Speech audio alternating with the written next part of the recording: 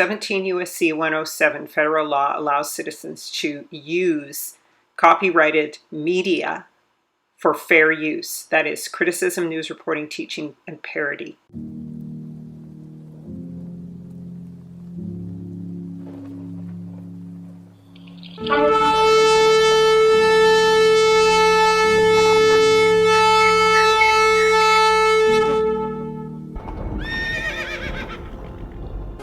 Kuma, Yahweh, Weaputu Oyeveka, Weanusa Misameka, arise of you, O Yahweh.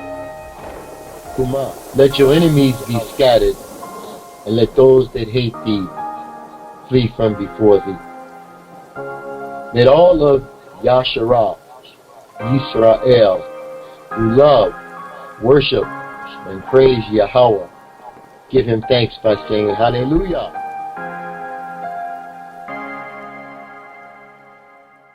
Shalom, everyone, and welcome to Into All Truth. My name is Rachel. We welcome donations, and we thank you, everyone, for donations that you made for calendars and cookbooks. Make a donation of $35 or more at livelightwell.com, and you'll get both the calendar and the Hebraic lifestyle Chaya, Eat, Life, and Fast book. And I pray that as you listen to this study, that the Ruach HaKodesh will lead you into all truth and show you things to come.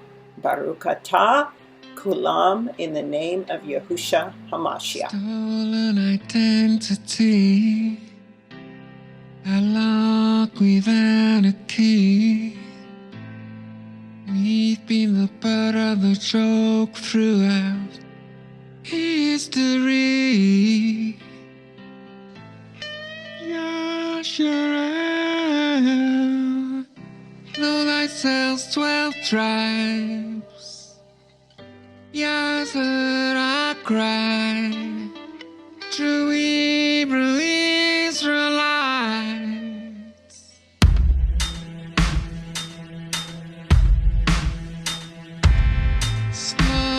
Identity, a lock without a key.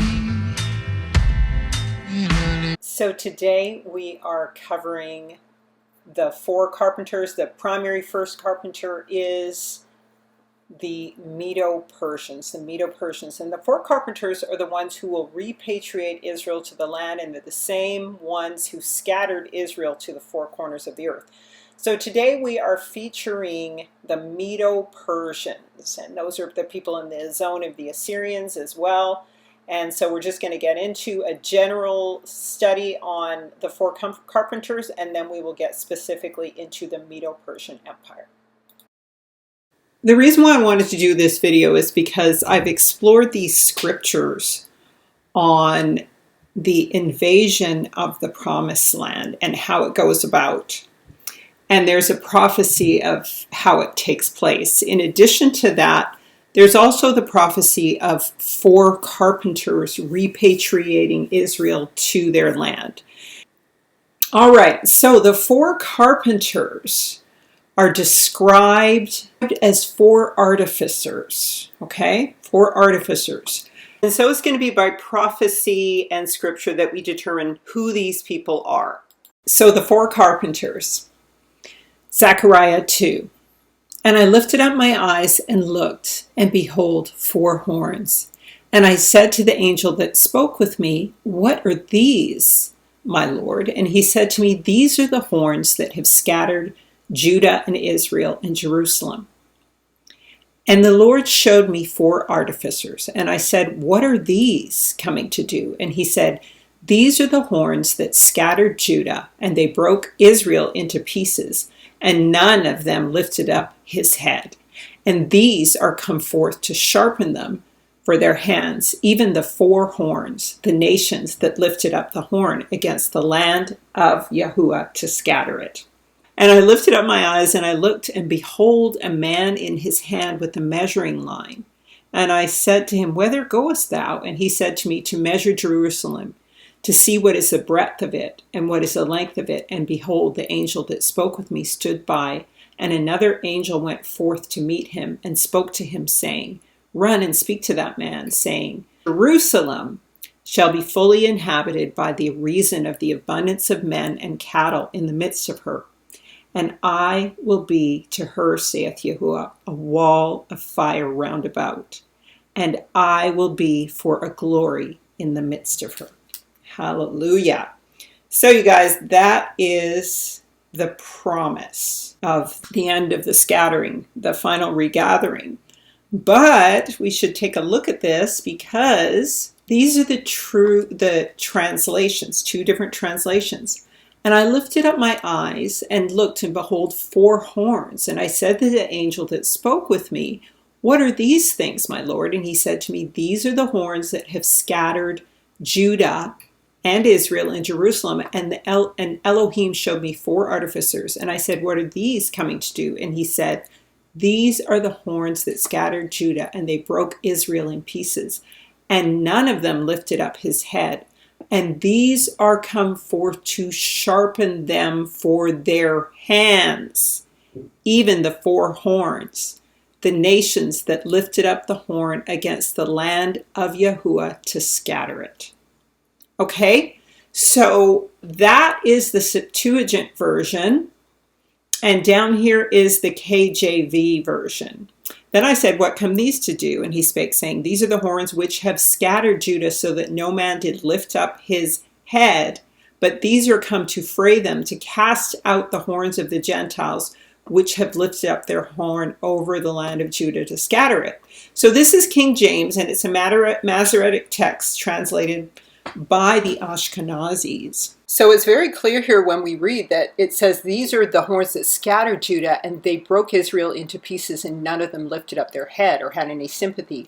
And these are come forth to sharpen them for their hands, even the 4 horns, the nations that lifted up the horn against the land of Yahuwah to scatter it. So the same people who scattered and lifted up their horns against Israel are the same ones coming to try to sharpen Israel for their purpose. Now it says in this one, they've come to cast out the Gentiles, which lifted up their horn over the land of Judah to scatter it. But in this one, it's saying that these are the very same ones who scattered it. And I think the Septuagint is right, and we're going to see that that's true. Now, I want to focus on the term artificer. An artificer is a skilled worker, a craftsperson, one that contrives, devises, or constructs something, a deceptive or devious person. So we often hear that these are the 4 carpenters. Proper word is artificers. Artificers. And so this is who they are. Africa, Iran, Russia, and China. All right? And so Iran is like the real Medo Persians, or part of that land was also Assyria. That's a whole section we've gone into in the other videos on the land of Ham and everything. And so we're going to get into the blurry lines around who the Medo Persians really were, because they're a combination of Japheth and Shem, and the Assyrians were right next door. There's also Africa. Now this is Egypt, Islam, the Sudan, Ethiopia, the Danites, the Midianites. Remember, I told you in the other videos on Prester John that when Joseph went into captivity, the Midianites took him up. They sold him to the Ishmaelites, who sold them to the Egyptians, and then the Edomites kept them captive, and then the Midianites helped them with their release, and so on and so forth. So these are the descendants of Abraham, all right, who war with Israel, just like these are the descendants of Shem, mixed in with Japheth a little bit, who war with Israel. And these nations are also mixed with other nations. Okay, and so there's China, who I'm going to call the Khans, and the Huns and Canaan, because the Huns, the Hun, are obviously Mongoloid. They're a mix of Canaan and Japheth. And then obviously Canaan is a descendant of Ham. And then we have Russia, who are the Khazars, Tartaria, Gog, and Magog. Okay? And so these are the nations that we're going to find both scattered Israel And these are also the nations that are coming to what? What does it say? That come forth to sharpen them for their hands. So if you'll notice or remember in my videos on the Muslims, I keep reiterating over and over again that they are going to try to usurp the identity of Israel and move with Israel through the regathering. But of course, Yah is going to ultimately have his way. And they're trying to get ahead of it all. Okay? And that's the strategy, because this is why you can't say that there are no black Edomites. And I'm going to show you very clearly that there are. This is the way that Hasatan is strategizing by holding on to his black players to try and usurp the kingdom again. All right? And so I've talked about that in my The Return of the Scepter video. So you can go and check that out. All right. So let's get into these 4 artificers. Okay? And notice how artificer can mean an artist or a builder or master builder. I just did a Google search for images on artificers and builders, and this is the image that came up. And this is obviously a Masonic type building. I couldn't even find out what it was. It was just a random photo, and you see it's got a tree with 6 branches, and then it's got the pineal pine cone at the top. And so this is clearly Masonic imagery in a Masonic temple. And these are the master builders. These are the architects, the artificers. So these aren't just carpenters. These are those who maketh a lie. Okay? But this is the technical definition. Master builder or master mason is a central figure leading construction projects in pre-modern times and precursor to the modern architect and engineer. So the engineers we know are associated with masons, and architecture is also associated with masons. Okay, so these are the 4 carpenters or artificers. Okay, and prophetically, Esau, Edom took the top branch, took Israel, and planted them in Babylon. So that's what this top pineal gland signifies. All right, so here's one of the key scriptures that helps us to identify some of these 4 carpenters. All right, so this is in the book of Ezra 15:20. Ezra, descendant of Zadok, and Aaron of the tribe of Levi, captive to the Medo Persia and Artaxerxes. Behold, saith Yahuwah, I will call together all the kings of the earth to reverence me, which are from the rising of the sun, from the south, from the east, and Libanus, to turn themselves one against another and repay the things that they have done to them. The fire is gone forth from his wrath, and has consumed the foundations of the earth, and the sinners like straw that is kindled. Behold, an horrible vision, and the appearance thereof from the east, where the nations of the dragons of Arabia shall come out with many chariots, and the multitude of them shall be carried as the wind upon the earth, that they which hear them shall fear and tremble. Also the Carmanians, raging in wrath, shall go forth as the wild boars of the wood. And from the land of the Assyrians shall the enemy besiege them, and consume some of them. And in their host shall be fear and dread and strife among their kings. Behold, clouds from the east and from the north and unto the south. And they are very horrible to look upon, full of wrath and storm. And they shall go steadfastly unto Babylon and make her afraid. And they shall come unto her and besiege her, and the star and all the wrath shall they pour out upon her. And then shall the dust and smoke go up to the heaven, and they that shall be about her shall bewail her. Okay, so there's a couple of groups we have to look at here, and that is, we're talking about people who are from the rising of the sun, from the south and from the east, and from Libanus, okay? So, Libyan or Lebanon, because we still don't really have the right geography. and the nations of the dragons of Arabia. So we know the Arabians are part of this. People from the so-called East. They always call China the East, but it's not. But there you go. And the Carmanians. Who are the Carmanians? And from the land of the Assyrians. And so let's take a look. So the Medo Persian kingdom is the second kingdom that is mentioned in the dream of Nebuchadnezzar, the king of Babylon. And it is mentioned that 4 kingdoms would arise that would rule over and enslave Israel before the coming of Yahusha and their return to their land. And so this is represented in this image of this Babylonian statue where the head is of gold and the chest is of silver. And the Medo-Persian kingdom is represented by the chest because it has, it's got 2 breasts and 2 arms on it. And it's a kingdom that is a mixed kingdom of Japheth and Shem, the Medo-Persian kingdom. So Daniel 2:39 says, "And after thee shall arise another kingdom inferior to thee."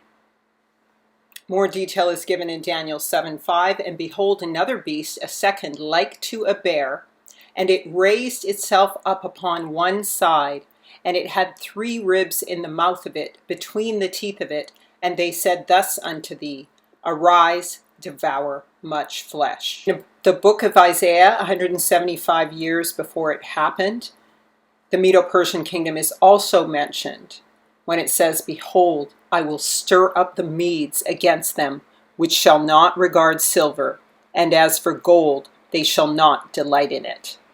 In succeeding verses, the downfall of Babylon is predicted, and Babylon, the glory of the kingdoms, the beauty of the Chaldees' excellency, shall be as when Yahuwah overthrew Sodom and Gomorrah. So this is a double prophecy, and this is about to happen again. Why? Because what has happened before will happen again. The Assyrian captivity of Israel took place after Babylon, when they overtook Babylon.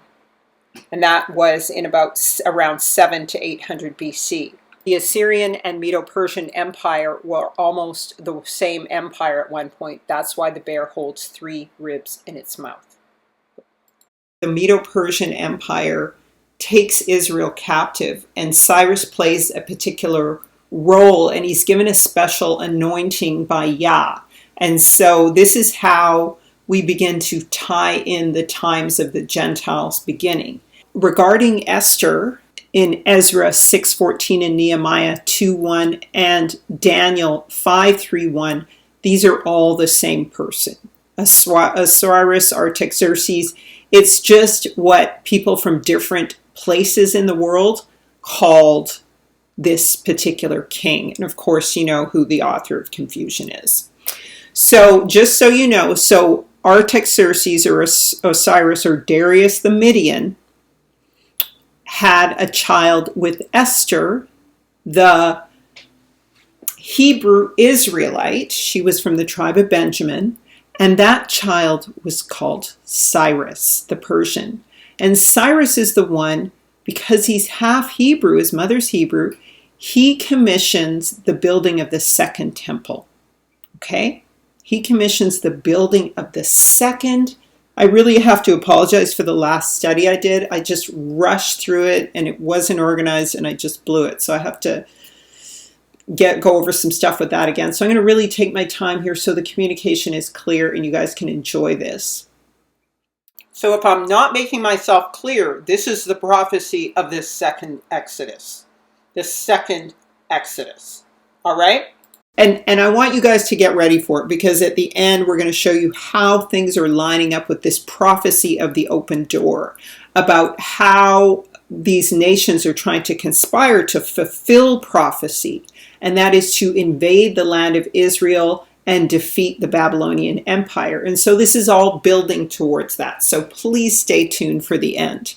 All right. Remember, everyone started calling themselves Jews during the time of the Medo-Persian Empire, because they went through that whole situation with Esther, and Mordecai, her uncle, where they tried to slaughter all of the Jews.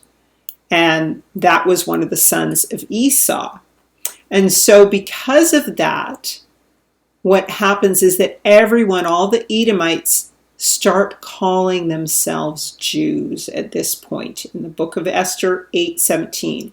And in every province and every city, wheresoever the king's command and decree came, the Jews enjoyed gladness and a feast and a good day. And many of the people of the land became Jews, for the fear of the Jews came upon them. All right, and according to the Jewish Encyclopedia, the Jews admit they incorporated their eternal enemy, the Edomites, into their own religion to become part of their people. All right, they incorporated the eternal enemy, the Edomites, into their own religion to become part of their people. Thus, at this juncture of time, the Edomites were incorporated with the Jewish nation, and their country was called the Greek and Romans Idumea. Okay, this is a Jewish encyclopedia. I'm just showing you that because this is even a time when now Gentiles call themselves Jews, because they're in the Medo Persian Empire. All right? So this is the beginning of the switch. All right? This is the building of the second temple and the beginning of the switch. So what's so special about Cyrus? What was he commissioned to do? Now, in the first year of Cyrus, king of Persia, that the word of Yahuwah by the mouth of Jeremiah might be fulfilled, Yahuwah stirred up the spirit of Cyrus, king of Persia, that he made a proclamation throughout his kingdom, and put it also in writing, saying, Thus saith Cyrus, king of Persia, Yahuwah Elohim of heaven hath given me all the kingdoms of the earth, and he has charged me to build him a house at Jerusalem, which is in Yehudah. Who is there among you of all his people? His Elohim be with him, and let him go up to Jerusalem, which is in Yehudah's land, and build the house of Yahuwah Elohim of Yasharel. He is the Elohim which is in Jerusalem. And whosoever remaineth any place where he sojourneth, let the men of his place help him with silver, and with gold, and with goods, and with beasts, beside the freewill offering of the house of Elohim that is in Jerusalem. Ezra 6:14.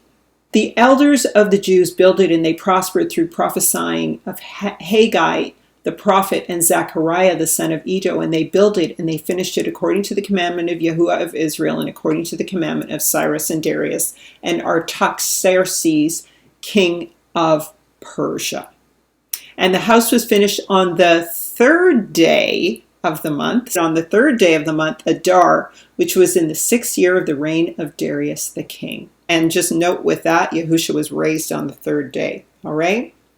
So, and then it says, Thus saith Yahuwah to his anointed, to Cyrus, whose right hand I have holden, to subdue nations before him, and I will loose the loins of kings, to open before him the 2-leaved gates, and the gates shall not be shut. All right, so Esther, her true Hebrew name is Hadassah, which means renewed covenant. Let's see what the 2-leaved gates are, because remember in the other videos, I have told you that, so you can see in the background here, I don't know if you guys can make it out, but this is a map of Africa, an ancient Chinese map of Africa. And remember I told you up here, this would be the Mediterranean. These are the 2-leaved gates that Judah secured in Jasher when he went to live in Egypt. His father Jacob, Israel, told him to secure those gates. So this is before it was all full of water. But these are the 2-leaved gates that Hiram Abiff has a secret word to open or close, all right, at his command. And so these are the 2-leaved gates leading into the head of the kingdom, and everyone wants to have the head of the earth, the scramble for Africa, right? Thus says Yahuwah to his anointed, whose right hand I have held to subdue nations before him, to open before him the double doors so that the gates will not be shut. I will go before you and make the crooked places straight. I will break into pieces the gates of bronze and cut the bars of iron, and I will give you the treasures of darkness and hidden riches of secret places, that you may know that it is I, Yahuwah, who call you by your name. I am the Elohim of Israel. For Jacob my servant's sake, and Israel my elect, have I called you by your name. I have named you, though you have not known me. So this is a Gentile who does not know him. I am Yahuwah, and there is no other. There is no Elohim besides me. I will gird you, though you have not known me, that they may know from the rising of the sun to its setting that there is none besides me. I am Yahuwah, and there is no other. I form light and create darkness. I make peace and create calamity. I, Yahuwah, do all these things. So when we look at this slide, we see Cyrus, and his name is Koresh or Cyrus, and you see the symbol for the lamp, okay, the kaf, and you see the resh and the shin. So the lamp, the head, and the teeth, the sharp teeth. And so what it means is, possess thou the furnace. In other words, this is the time when the Gentiles possess the light. They take hold of the light. So Israel is a light unto the nations, and now the light is being passed on. Okay, so this is the transition point. That's why I'm starting here. Remember, I told you in the Prester John videos that Esau had a son and named him Kor also, like the priestly line of Levi had a Kor in it. This is why Kor is so often mentioned later by the Babylonians, because what happens is that Esau overtakes that kingdom, and he uses his Kor, Koresh, okay? Remember I said he mimics exactly what Israel does. So he has a Korah, and so now he takes that light. Remember I talked about the meridian of Markor, okay? So this is a king and a priest, all right, in that tradition that they then start taking up. This is in the realm of Medo Persia, which is right next door to Assyria. And as you know, I don't agree with the current maps. So let's keep going. All right. So one of the things about Cyrus and the role of the Gentiles in these end times is that the role of the Gentiles is to return Israel to the land, to return Israel to the land. What's being proclaimed here is that vessels of silver and gold and offerings, all of these things, he is commissioning to be brought forth like a priest. And what is Israel? Israel is Yah's portion. Yah's, it says, from beyond the rivers of Ethiopia, my offering shall come. Okay, the offering, so the gold, articles of silver and gold. The light will return. Is light, right? So this is the offering. So he built in the natural this physical temple, and he put forth the money to do it, and he commissioned it because he had a good teaching mother who told him to follow these Hebraic ways and rebuild the temple. All right? And so that's what he does. But in these end times, he must now bring the nation, which is the offering and the temple, back to the land. So that's the role of the Gentiles today. Then rose up the chiefs of the fathers of Judah and Benjamin, and the priests and the Levites, and all of them whose spirit Elohim had raised to go up to build the house of Yahuwah, which is in Jerusalem. And they were all strengthened in their hands with vessels of silver, gold, and goods, with beasts and precious things, beside all that was willingly offered. Also Cyrus the king brought forth the vessels of the house of Yehudah, which Nebuchadnezzar had brought forth out of Jerusalem, and put them in the house of his Elohim. So they were in captivity to a Babylon, and he had to release the treasured people and the vessels, which is the people, back to be put into the temple. Even those did Cyrus the king of Persia bring forth by the hand of Mithridath, the treasurer, and numbered them to Sheshbazzar, the prince of Yehudah. All right? So there we go, the offering. What has happened before will happen again. Now, the Medo Persians were judged, okay? And I'm going to kind of show you who exactly they are, because they're not the Iranians who are in the land right now, or the Iraqis. Those are all these other 10 nations that have mixed in, the fallen nations that have mixed in with Israel or who have taken over the land. So these are the judgments, right? So Yah went against Damascus with the burden of Damascus, okay? And he said, I will break the bar of Damascus and cut off the inhabitant from the plain of Aven, and him that holdeth the scepter of the house of Eden, and the people of Syria shall go into captivity unto Kerth, saith Yahuwah. So we see the Syrians, the Assyrians, are also, that general area is Medo Persia and Assyria. It's all kind of the same thing because it's a Shemites' lands. It's the land of Aram, okay, and Elam. And these are all the Shemites. All right. And so the punishment, like I said, in 2014, the burden of Damascus, behold, Damascus is taken away from being a city, and it shall be a ruinous heap. Now, there are other cities that have been ruinous heaps, but even in that land of Iran, it was taken away in 2014. And then this discusses the fortress of Ephraim shall cease. And the kingdom from Damascus and the remnant of Syria, they shall be of the glory of the children, as the glory of the children of Israel. So these things have happened to them. Damascus is waxed feeble and turned herself to flee. Fear has seized her. Anguish and sorrows have taken her as a woman in travail, because Damascus went under punishment, because they did not remember their brotherly covenant as Medo Persians, as Shemites, okay? And so Yah punished them. And so the people in those regions have been under judgment for the longest time. That's why Iran is always being attacked. And that's why the economies of the people in India and stuff, because that is the land of Shem. So I believe that's Assyria, actually. And I've shown you that before in videos, so we're going to go over it in a second.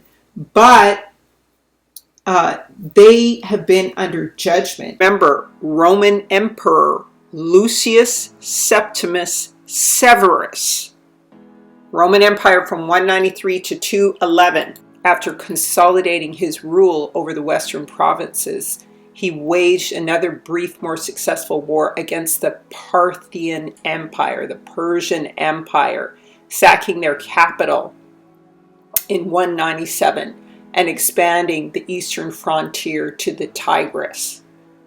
All right, and then it says he enlarged and fortified the Limes Arabicus, Arabia, in the area of Petra, and he campaigned in Africa and Mauritania. This is a black Edomite Roman king defeating Persia. This is judgment on Persia. All right. So the Assyrian Empire, I said before in another video that Esau had taken over the Assyrian Empire. He was, I believe, part of that Assyrian captivity, right? Because this says the Hebrew of Akkadian Tukhleth Apesara, meaning my trust is in the son of Isara. Isara being the main temple dedicated to the god Ashur in the city of Ashur, was the king of the Neo-Assyrian Empire from 745 BC to his death in 727 BC. One of the most prominent and historically significant Assyrian kings, and is widely regarded as the famous founder of the Neo-Assyrian Empire. Assyrian, Neo-Assyrian.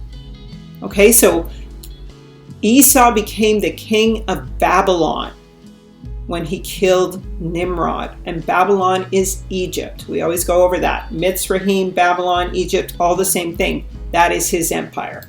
The Sahara Desert.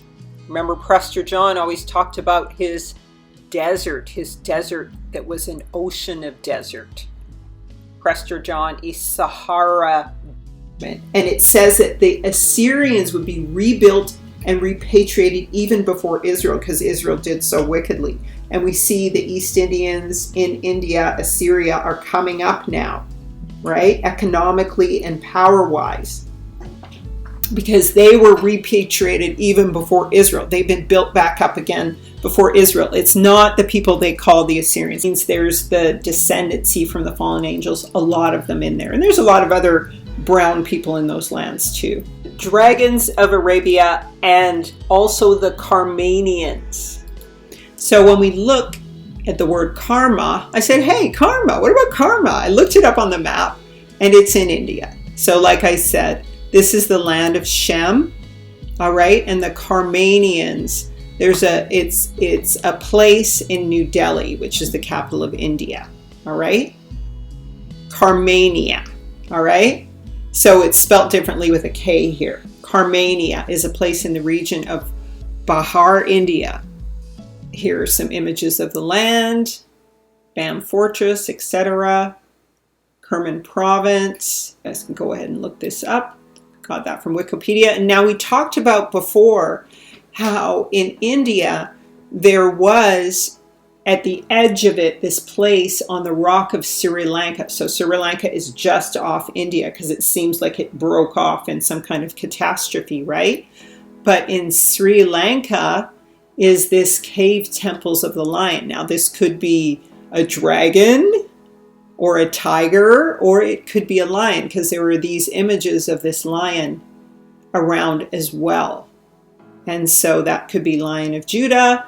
That's also who the Iranians are known to be. They're known to be rams, but it is definitely a Hebrew or Shemitic symbol. And remember in the video about the Hamites, we went into this, that building, there used to be this huge empire up there, this huge structure and kingdom. You can see all this terraced land, and there were all these great waterfalls and everything that were an obstruction to make your way finally up to the kingdom. It was a strategic point for war. It was a huge kingdom, and it's claimed by the East Indians, and of course worshiping their gods. But we find out the architect was Maya Sura. So we know Asura means for Assyrian. And Maya, well, we know the Maya are the Hebrews when they were in the middle land over there between America and Africa, right? And they were called the Maya when Joseph ruled there. They were called the Maya. And so in the Hindu scriptures, they have the Maya Sura. So these are the Assyrians. And so this was a famous architect. So this guy was very likely a Hebrew, and there's a bit more evidence on it. So we see again that it's Assyria, Sumerian, Ashur. So that is Assyria. Okay. Now they geographically show it as being different, but when you look at the words, that the affiliation of this architect was with Asura, and this is in the land of Shem, so it's Assyria. Okay, and of course Esau, this is an image from 1905, Esau ruling in India or Assyria. Here he is, a black man. Look at his servant is a sister with her head wrap on, and look at his black sheiks with him, right? Black Arabs. So let's take a look at the Dalits and specific ethno group among the Medo Persians. Now keep in mind, I said in the last video that the Brahmins, the Brahmin Putta, were Abrahamites, Shemites. So these are a Shemitic people, just as I demonstrated by some of the geography, okay? But they're also mixed in with the Canaanites, with the Hamites, with the Puttites, Putta, right? And so, but let's just go into some personal struggles that these people generally have with the, I guess what we would call Caucasian Indians, the non-Shemitic people in the land. And I'm not talking about, I guess, the Midianites. I'm talking about perhaps the fallen angel groups, which come from the Caucasian Sea, Caucasian Mountains, Esau, Edom. And here's some images of the people in the land, and you can see how very similar they look to the people on these reliefs of the Medo Persians. And so this man in this article on the Dalit from 2018, I did this history previously, but I'm just doing a reminder. He looks very, very much like the people on the wall reliefs as the original and true Hebrews of the Medo Persian captivity, or even the Medo Persians. But I wanted to draw a video to you about the importance of India, because India and those in it, not all of them, are the real Medo Persians. They are the dark-skinned people who, at the time of Xerxes, when Esther married the king, These are the people who were changed by the presence of Esther and Mordecai in that land.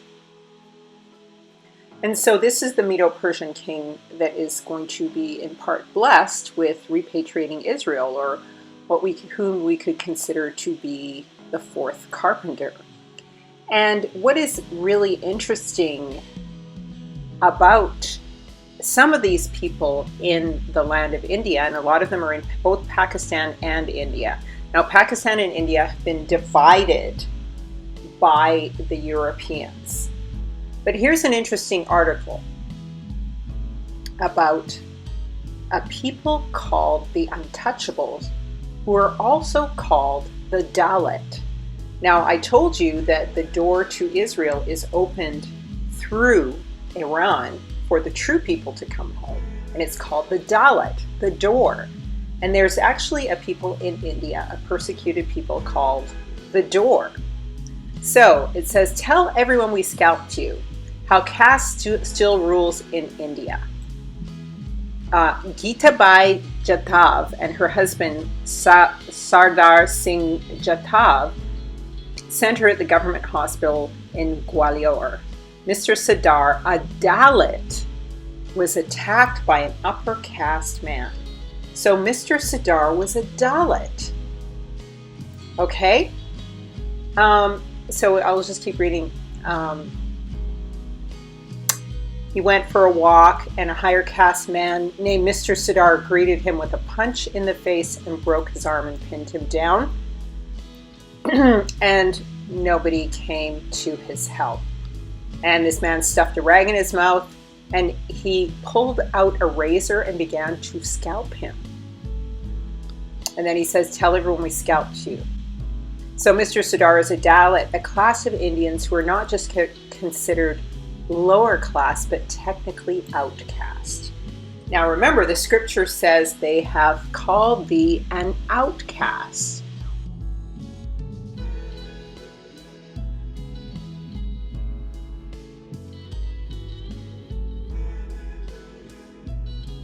Now remember, the scripture says they have called thee an outcast, or what used to be called an untouchable, which is what I suspected all along, was that the untouchables are Hebrews or those who had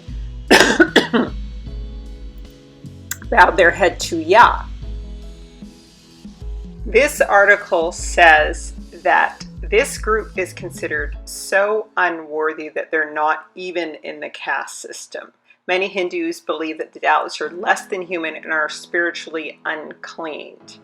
They were once forced to drink from clay cups that would be destroyed after one use. They have unclean footprints.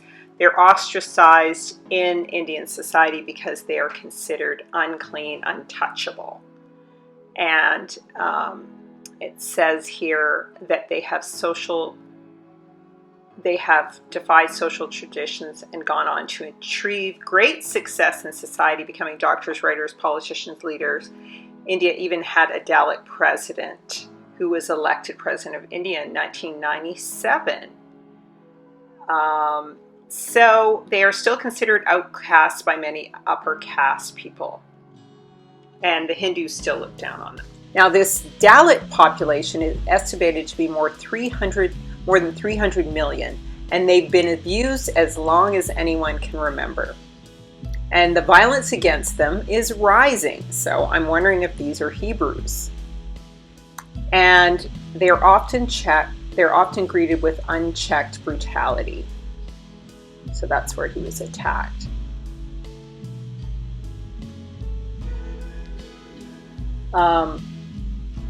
The crimes are happening across the country, and the Dalits are not simply killed, they are humiliated, tortured, disfigured, destroyed.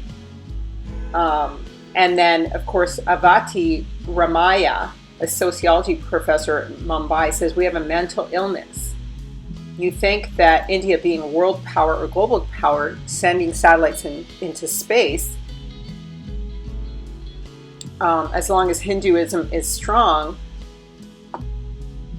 at the lower caste will be persecuted. So, and they don't have critical numbers to counterattack. And in October, a 14-year-old Dalit girl was beheaded by an upper caste man who said that he hated the girl specifically because of her caste. And then a scavenger was tied up and fatally whipped. Another man was killed for riding a horse, and because a Dalit should not ride a horse. And this is a mention of affirmative active programs. Here they are. This is what the people look like. They look like Hebrews, don't they? Look at the hair. Dalit woman of Dati. So 95% of Indians still marry within their caste. And of course, we know the Brahmin Hindus are originally Caucasians from the Caucasus Mountains. So they are Gentiles. And of course, they worship the Hindu gods. So here is a higher caste Gujar man arguing with the Dalits. Okay? They don't look that much different. But this is the divide and conquer tactic of Europe when they leave behind their colonized states. So it just talks about how they are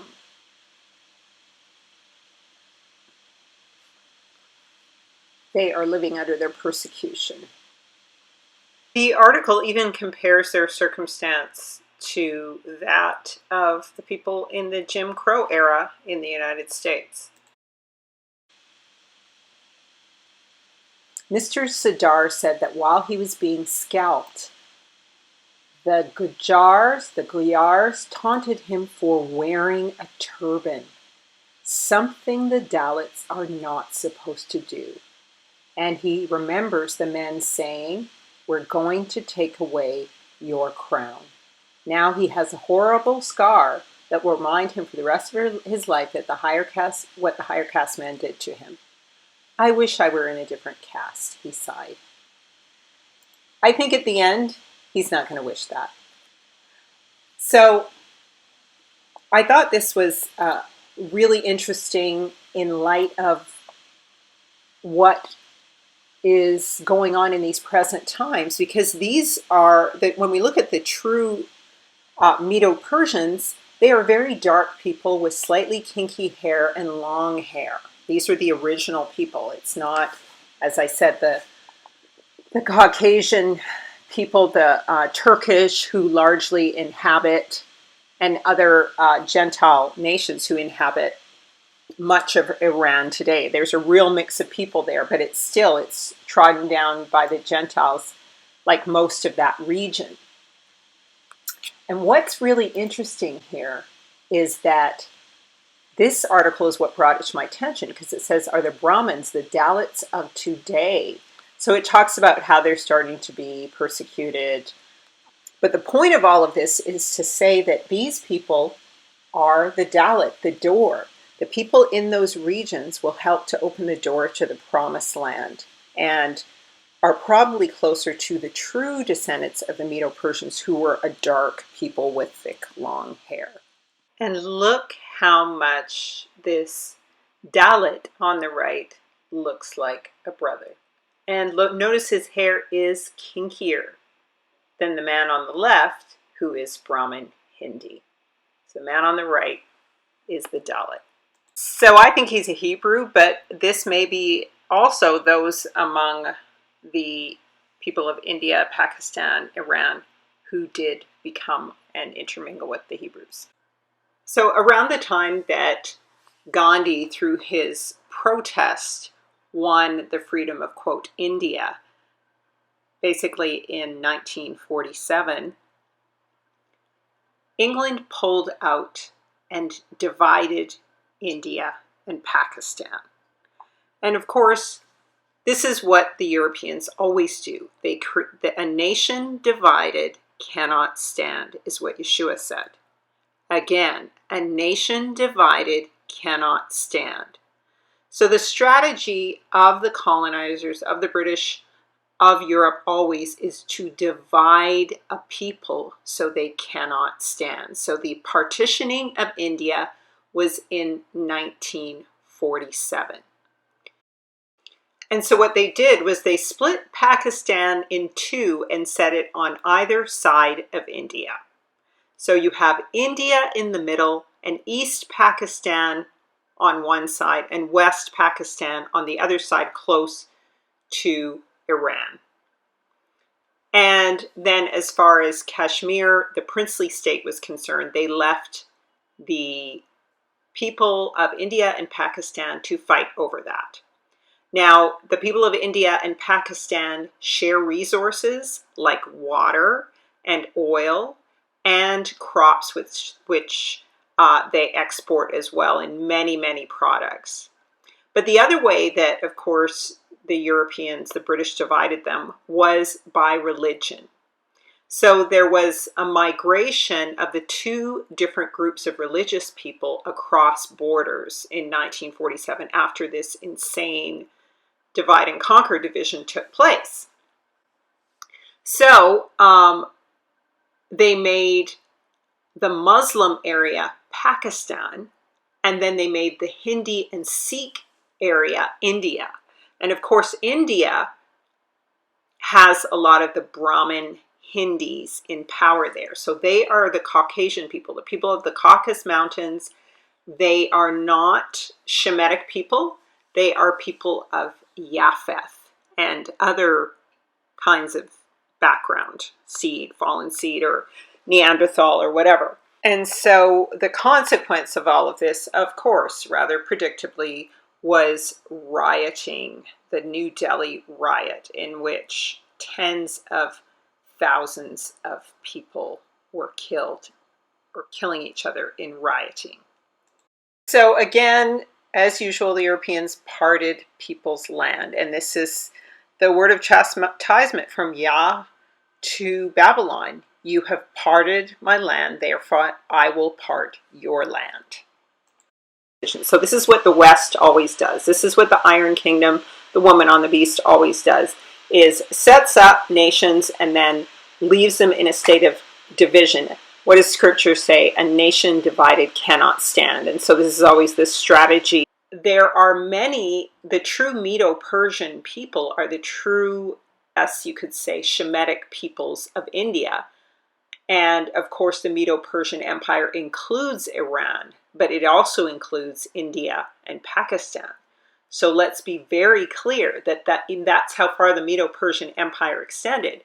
And so Daniel 8, 1 through 2 says, in the 3rd year of the reign of King Belshazzar, a vision appeared unto me, and I saw in a vision, and it came to pass when I saw that I was at Shushan in the palace, which is in the province of Elam, and I saw a vision, and I was by the river of Ulai.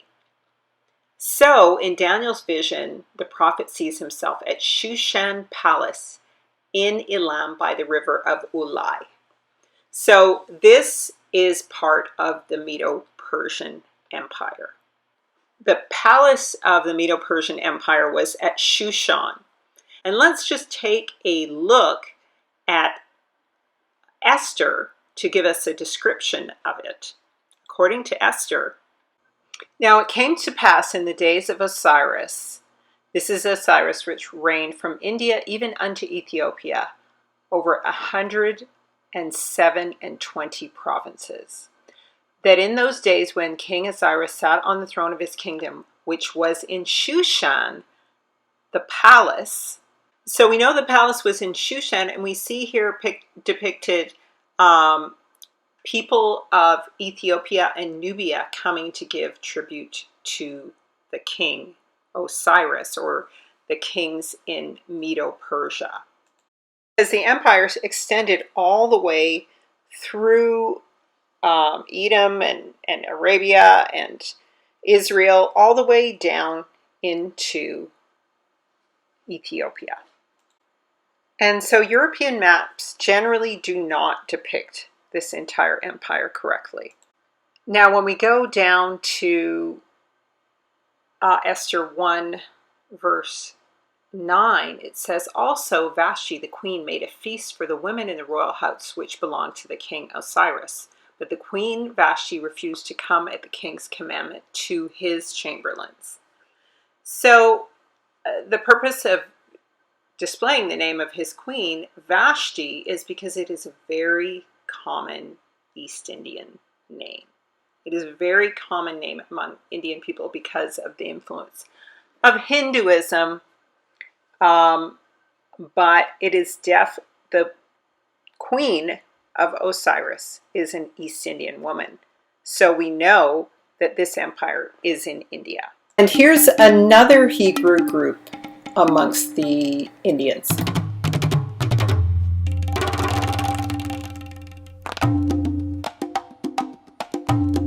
They dance to the beat of the African drum, deep in the forest, mimicking a disappearing species that they've grown to love, the Asiatic lion. They're part of the 20,000 Siddhis, an ethnic group of African descent who live in Gujarat, Western India. Though far removed from their ancestral lands, the Siddhis have cherished their culture.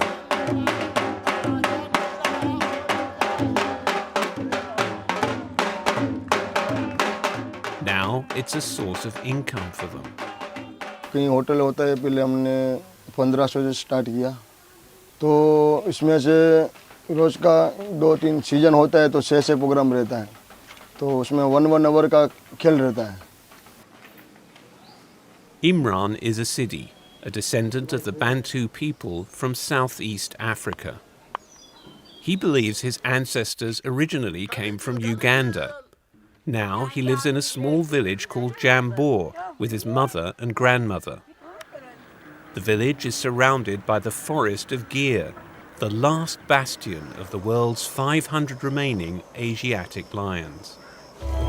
Centuries ago, Africans from Ethiopia, Eritrea and Somalia sailed to the Indian subcontinent as merchants, while others were brought as slaves. The Siddhis say they were an elite group of slaves serving the ruling class only. Because of their loyalty and military skills, they were favoured by India's Nawabs or Muslim rulers, and the Mughals, a Muslim imperial power in the early 16th century. The Siddhis rose to positions of power, serving as kings themselves over princely Siddhi states, a little-known fact around the world.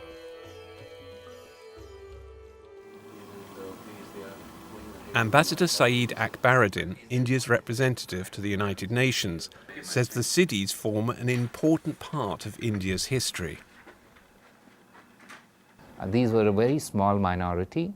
Look at what they've accomplished for themselves and for Indian society. They rose to be noblemen, they rose to be commanders, soldiers, admirals. Over time, most integrated fully with the local population, choosing partners of Indian heritage.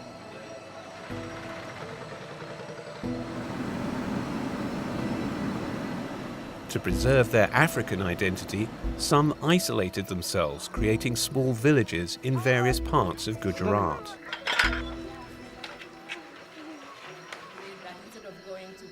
Curator and historian at the Schoenberg Center in New York, Sylviane Diouf, who's tracked the Siddhi people's journey from the African coast to the Indian subcontinent, explains the roots of the Siddhis currently residing in Gir. The Siddhi today are the descendants of the 1800s people, as well as some Africans who arrived actually later. Among them were Imran's ancestors, who were brought to India in the 19th century.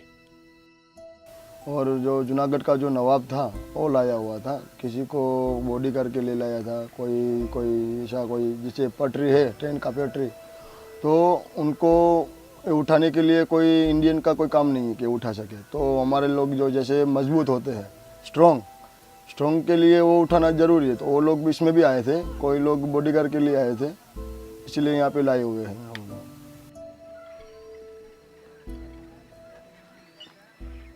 With the passage of time, some escaped slavery, establishing communities in forested areas. But today, life for thousands of Siddhis, such as Imran, is far from glamorous. Most live on the fringes of society, in abject poverty. College जाता है तो कोई job मिल जाता है, forest में मिल जाता है, army वगैरह में मिल जाते हैं, तो थोड़े बहुत पैसे हो जाते हैं तो मकान अपने आप कर लेते हैं. Besides their strength, the Siddhis say that the Nawabs also believed that they held a special relationship with the Asiatic lions and to nature itself.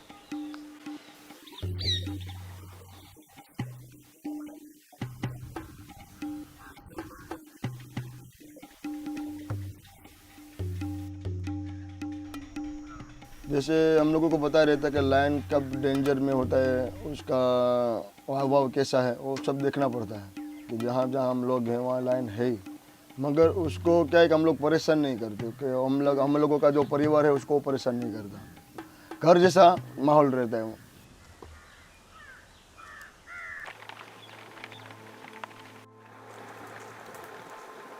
Since the 1950s, the Indian government has supported the cities of Gujarat through an affirmative action initiative, recognizing them as a special tribe and granting them individual rights. They've also made it possible for them to draw benefit payments directly out of bank accounts. They have access to education in a preferential manner. They also have access to jobs in a preferential manner. But Imran says that accessing this aid is sometimes challenging.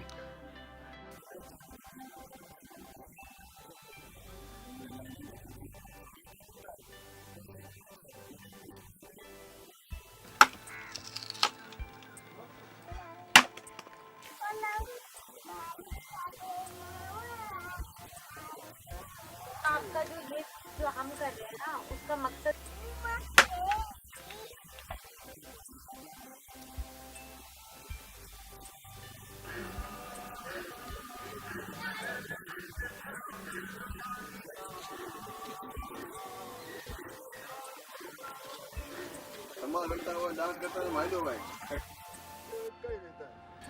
And Imran has another concern. Gujarat's Asiatic lion population is threatened by increased overcrowding and competition for space among both animals and humans, and he calls for effective efforts to conserve the species. पहली बात तो है कि अगर यहाँ से lion जाता है तो यहाँ के लोकल लोगों को तो तकलीफ पड़ेगी, मगर ये लायन अगर उधर जाएगा तो उसको वो भी मर जाएगा. The Siddhis want to stay here, living with the lions side by side. And when asked about their country of origin, they say, without any hesitation, फिर भी अपना देश हिंदुस्तान है, तो इधर ही जीना और इधर ही मरना.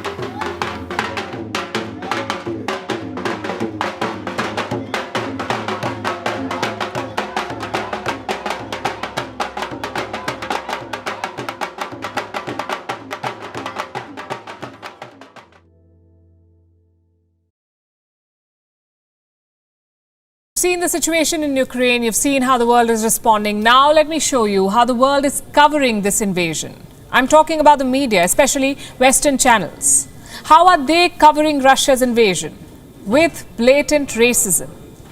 But they do not see hardships. They only see race, the color of your skin, the color of your hair. Let me show you exhibit number 1. This exchange happened on the BBC, the so-called guardian of unbiased reportage. Listen to how their panel describes the refugees from Ukraine. It's very emotional for me because I see European people with blue eyes and blonde hair being killed. People with blue eyes and blonde hair. That is why the so-called expert on the BBC is emotional, not because the people are homeless, not because their country is being invaded, but because their hair is blonde. On social media, a lot of people are defending the BBC. They say it's a guest, not their anchor. Let me take you back to September last year. Another guest was speaking on the very same channel, South Asian expert Christine Fair. She called out Pakistan's links with the Taliban. Do you remember what the BBC presenter did? She shut her down. She said it was violating the channel's unbiased coverage. Appalled by the war, not because there is death and destruction, but because it is happening in Europe. Like Iraq or Afghanistan, this is a relatively civilized, relatively European city where you wouldn't expect that or hope that it's going to happen, or hope that it's going to happen, or hope that it's going to happen. Let me show you what Bulgaria's Prime Minister said about refugees. I'm quoting. These people are intelligent. They're educated people. This is not the refugee wave we have been used to. People, we were not sure about their identity. People with unclear pasts who could have been even terrorists. That was a European head of state. He is openly calling West Asian refugees terrorists. If this does not expose Western hypocrisy, nothing does.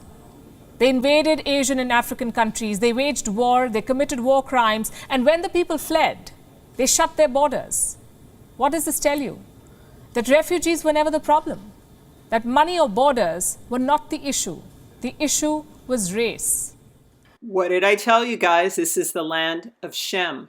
How Negro do these West Asian refugees look? Shemites, Medo Persians, Assyrians. Scramble for the favor of Israel. The news from their website, Yas Baba. The Indians are clearly showing evidence that they've had a long-time military relationship with Putin and Russia, who has provided them with air defense. They're their number one producer of military weapons, and they've had a long-standing relationship. Currently, their outward-facing PR is saying that India is encouraging Putin to go into peace talks with the Ukraine, but on the hard line, they are military allies. So Jeremiah 51:11 says, "Also the Lord stirred up the spirit of the kings of the Medes because his purpose is against Babylon to destroy her." The Medes will be used by Yah to destroy Babylon. And then the word says, "Make bright the arrows, gather the shields. The Lord hath raised up the spirit of the king of the Medes, for his device is against Babylon to destroy it, because it is the vengeance of the Lord, the vengeance of his temple." That's Jeremiah 51:11 and 51:28. Isaiah 13:17, once again, "Behold, I will stir up the Medes against him, which shall not regard silver. As for gold, they shall not delight in it." They're not going to take anything but revenge. So I want to go into a little bit of the setup for 2018 for India setting up to become a superpower and America sort of disregarding it. And this very Indian leader being set up and voted for at this time. It seems like Great Britain is in the news every single day, right? While comparatively, India is hardly in the news at all. And of course, Brexit's interminable coverage, some of which you do see here. But did you know that India is about to surpass the Brits? They're about to surpass them economically. Most people don't know this.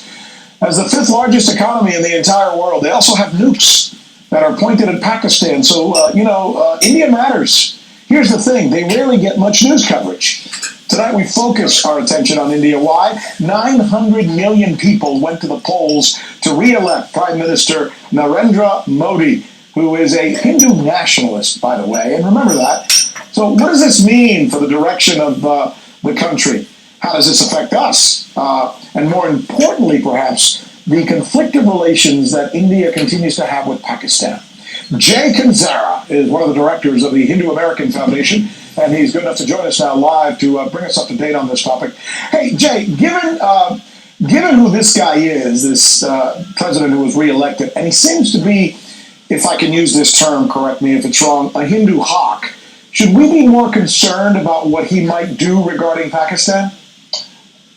So thank you, Rick, for having me on this evening. Prime Minister Narendra Modi is first and foremost a democratically elected leader who was just given a huge mandate by the people of India over 300 seats in India's parliament, which is well over the majority number of seats needed to win on his own mandate. And that is significant for the United States, especially because he has been a key partner, India has been a key partner in the war on terror, and ensuring that America's security interests are maintained in the region. India is right there helping the United States in Afghanistan. They've rebuilt the parliament there. They've also helped with training police officers. They've also been working hand in hand with American security agencies and intelligence agencies to provide critical information needed to ensure that America's security interests are played out in the region. So that partnership is solid. I want to come at you from a different direction now. I want to talk about the lack of coverage that India gets. Maybe even the word respect might be appropriate here. And I was starting to read to coverage that India gets. Maybe even the word respect. I want to talk about the lack of coverage that India gets. Maybe even the word respect might be appropriate here. And I was starting to read today about India, and I was really taken aback by the direction of the economy of this country in the future. If it continues the way it's going, it's not just going to pass Great Britain, it's going to pass a whole bunch of countries. What's going on? Including America. It's expected to be a larger economy than the United States, even. I mean, when you have 1.3 billion people, when you have an economy that's having sustained growth of 6 to 7% a year, and when you are ensuring a free and fair market system, or trying to engender that amongst in India, and the Sensex, by the way, and the Nifty 50, as it's called, which are the stock exchanges in India, went through the roof when Narendra Modi's election was announced. That his party was overwhelmingly the majority in Parliament, and so therefore this is a key relationship that the United States, if I may be so blunt in saying, it is the most important relationship that the United States is going to have in this century. It is the only. Do you agree when I made? I'm sorry, I didn't mean to interrupt. I thought you were done. But do you agree when I made the point that here, every royal baby is covered, everything that happens in Britain is covered, and yet, we barely hear a peep about India. And unfortunately, what is often portrayed about India is extremely stereotypical. It is xenophobic, and it is, and as you said before, it does not garner the respect that a country of 1.3 billion people that is peaceful, that is a leader in the region deserves. And I think the Indian American community, of which it's 3+ million strong, are changing that perception as well, because they are, and the diaspora across countries, UK, Singapore, Great Britain, Australia, Africa, etc. The Indians that have lived in these countries outside of India are overwhelmingly supportive of the re-election of Narendra Modi, because they want to see development in India. I'm going to go back. We have 30 seconds because you kind of brushed aside my first question a little bit, so I'm going to throw it back at you. Sure. I'm still a little worried about your relations with Pakistan. And by you, obviously, I'm not referring to you, but I mean India's relation with Pakistan. What would you say on that issue?